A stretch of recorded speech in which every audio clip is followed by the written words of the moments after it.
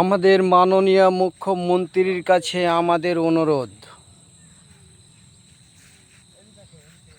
আমি এবং আমরা সকলেই ভাবি যে যারা রাজ্যের বাইরে কাজ করে যুবক ছেলেরা, তাদেরকে 5,000 টাকা করে মাসে না দিয়ে যদি সরকার, মাননীয় মুখ্যমন্ত্রী কিংবা আমার ইন্ডিয়ান সরকার যদি এটা করতো, যাদের বয়স 60 বছর হয়ে গেছে তাদের বার্ধক্য ভাতা 1,000 টাকা করে না দিয়ে যদি 5,000 টাকা করে দিত বয়স্ক মহিলাদেরকে কি বয়স্ক পুরুষ মানুষকে, তাইলে মনে হয় যে সব থেকে ভালো হতো।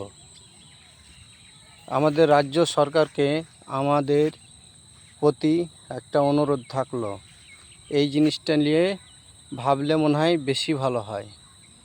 এতে যদি আমার বলাতে ভুল ত্রুটি হয় তবে ক্ষমার চোখে দেখবেন।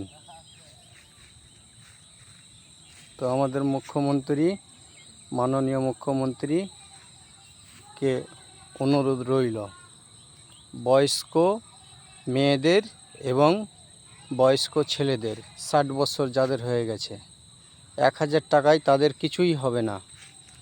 ইয়ং ছেলেরা খেটে যেভাবে হোক ইনকাম করে নিতে পারবে, কিন্তু বয়স্ক মারা বাবারা কোনো দিন পারবে না। তার জন্য আর 1,000 টাকায় 1 মাস ওষুধও হবে না, খাবারও হবে না। তো এটা যদি আমাদের মাননীয় মুখ্যমন্ত্রী এটা করে দেয় সব থেকে ভালো হবে।